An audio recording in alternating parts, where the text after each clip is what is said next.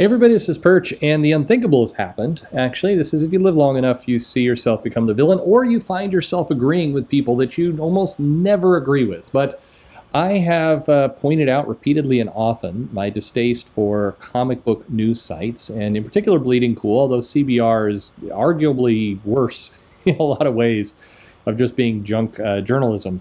But I wouldn't be a fair person if I didn't point out, and this is not sarcasm, when somebody actually says something I entirely agree with. Now, I've got a video that's coming up relatively soon, and in many cases, it will wind up repeating some of the same things of this regarding criticism versus cruelty. And it's a lesson that I think the comic industry really needs to figure out. But in this case, I have to say, hey, Jude Terror, again, a person that I agree with never, and generally try and avoid, makes a very valid point. And the point he makes is basically, I'll just read it to you. Comics drama was pretty wild last week, wasn't it? Imagine being so thin-skinned as an industry that a banal criticism like draw less talking heads causes people to go absolutely ballistic on Twitter, including with actual professional editors, implying that said banal, completely fair game criticism could prevent people from getting jobs in the industry.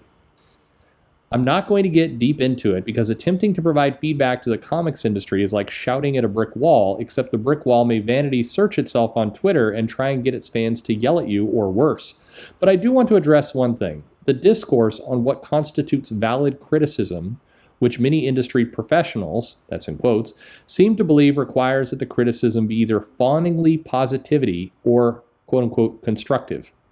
This stems from a larger belief in the comics industry that the press exists as an extension of comic book publishers' promotional and marketing teams, a belief that many in the press are more than happy to buy into themselves.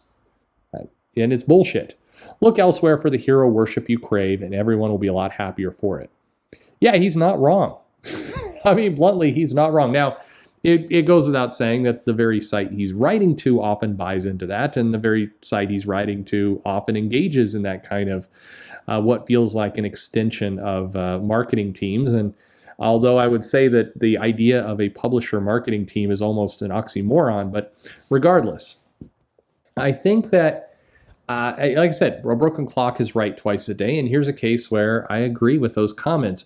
The line of what is quote-unquote valid criticism in terms of how the industry sees valid criticism has become so incredibly narrow that really all they mean is praise.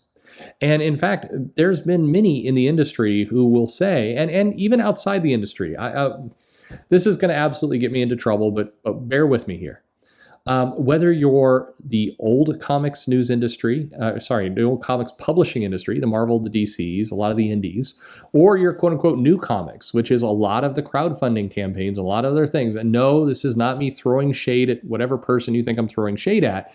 If you look, a lot of crowdfunding campaigns have equally thin skin. If somebody says something negative about it, like I'm not interested in this, or this doesn't look good to me, people will descend on that criticism like harpies, including things like, hey, this crowdfunded campaign is 5 years late. And it's like, how dare you call out it being late? I mean, it's like people have zero skin for this stuff, and you'll see complaints or criticism come in like, since the industry is struggling, we shouldn't be giving any voice to any negative comments at all. You know, there's a comics editor who well, I mean, you can go look at some of these guys. Reading Chris Conroy on a regular basis is like, it's insane town half the time, because things are being said there that are clearly not healthy for the comics industry. You know, he was one of the people that jumped in and made some very not so vague threats that, you know, complaining about talking heads equals, you know, maybe you don't get a job. And this is somebody who actually has the ability not to give you that job. To see that kind of stuff come out is nuts. But it doesn't end there. You see a lot of this kind of horse shit throughout comics. I'll clean up my language here, but you see a lot of that kind of stuff where people are just, you cannot say anything negative, because anything negative makes you an awful, terrible, hateful person. And here's the deal. Now I sound like Joe Biden. Here's the deal, folks. It's that attitude that allowed Eddie Berzanga, that allowed Warren Ellis's stuff to continue. I mean, I can go back and you can trace people who 3-4 years ago, both fans/customers or new people coming in the industry, were talking about how Warren Ellis was creepy and would say creepy things and do creepy things. And you will see a number of comic professionals who today happily and cheerfully are standing up for no more Warren Ellis. You see these people happily and cheerfully not only defending Ellis, but calling the people who made any of these kinds of comments awful, hateful, terrible people that shouldn't be allowed to even be in the room in the first place. The room where maybe Ellis was being touchy-feely with some people. Shielding comics from all criticism is absolutely unhealthy. And if it's so, I don't know if it's thin-skinned or vain or insane. Again, whoever you are, whether you work for Marvel, DC, you're an independent doing some crowd-funded thing, or you're whoever you might be in this spectrum,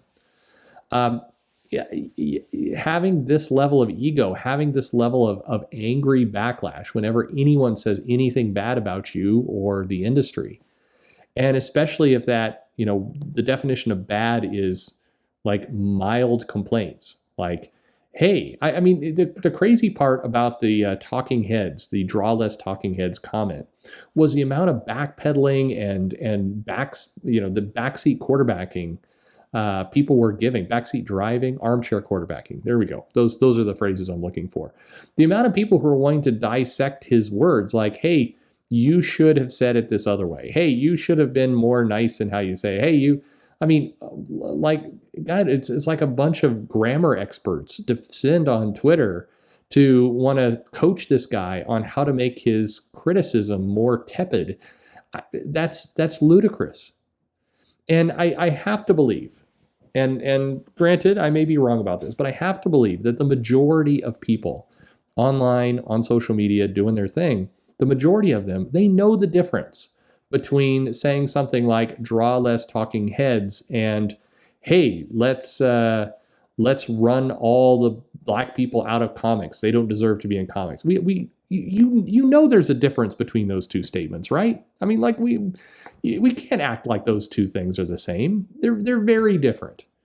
And the reality is there's way more of the former than the latter. There's definitely some hateful, terrible stuff said online. I've gotten, as you saw from the video a few days ago, I've gotten plenty of it myself. But by and large, that's not what people are saying. By and large, when people complain about comics costing too much or the art quality declining over time or any of that stuff, it's not said with the kind of heat and hatred that it gets described as. And we all, I mean, everybody knows this. It's not healthy. I guess my message here, and again, you'll hear a similar comment here in a few days, but my message here is one, if you're an indie comic creator, you're doing this on your own, you're getting ready for your crowdfunded comic, whatever it happens to be. Even if you have the ability to surround yourself by yes men or women, you shouldn't do it. You should go ahead and have some critical thinkers, have some people who are going to maybe disagree with you. I see this, it's funny, there was this thread on Twitter of some people attacking Wes, who has Thinking Critical, that channel, of being like, oh, it's clearly one of those anti-SJW types, blah, blah, blah. They say Thinking Critical, but they don't. And what was their big evidence? The big evidence was looking in his profile, and he had the words like, husband, father, Christian, I think he has in his Twitter profile. And that was enough for people to assume he was a terrible baddie. That's ludicrous. Like we do have to admit that's insane, right? If that's the bar. And the funny thing was, the person who was really kind of insulting Wes here is somebody I had to block on Twitter, which is rare, for being a outrageous lunatic screaming at people over what somebody was saying about manga. It's like it's this stuff is just nonsense. Anyway, it had to happen. It's 2021. We are in reverso year. But yeah, Jude Terror is correct. That's just not something that's going to come out of my mouth very often. But there you go. I think that it's, number one, we cannot have this level of either call it thin-skinned or hero worship or demanding or ego or whatever it happens to be. This cannot be. This is not healthy for the comics industry. This absolutely does lead to problems. This leads to many of the problems that the comics industry has are from an unwillingness of wanting to hear a different opinion. And then he touches on it, but it is kind of goofy because the very site he writes for does it all the time. That if there shouldn't be this belief that the press or the people commenting on it, and today that includes YouTube channels like mine, like others that are commenting on comics, if all of those people are going to be enemies unless they give just slobbering, gross praise to things, that's you wouldn't expect that. I mean, look, I'll put it to this way. I've heard comic creators say things like, comic channels on YouTube should only be positive and only give praise. Okay, I'd like to ask those people, so how would you feel about Donald Trump, for example, coming out and saying that the media should only give praise and only say complimentary things? Trump would like that. Do you think, is that what you think the media, something tells me that the comic creators would not agree to that. So why then are you expecting the same things for the work you produce? That seems asinine, to put it mildly. At any rate, it's an interesting thing. I think we need to start demanding and expecting more from people, and this is what I'll go into in the criticism versus cruelty video I have coming up in a few days. We should expect more. Look, people know when they're giving critique and they're being fair about things, and people know when they're being cruel. And us, trying to be confused about it is, we shouldn't have. Let's stop being patient with that activity in 2021. Everybody should know. Anyway, crazy day. Hey, like and subscribe. Let's keep pushing for a more honest, more fair, more straightforward comic industry, which will benefit us all. Thanks for listening.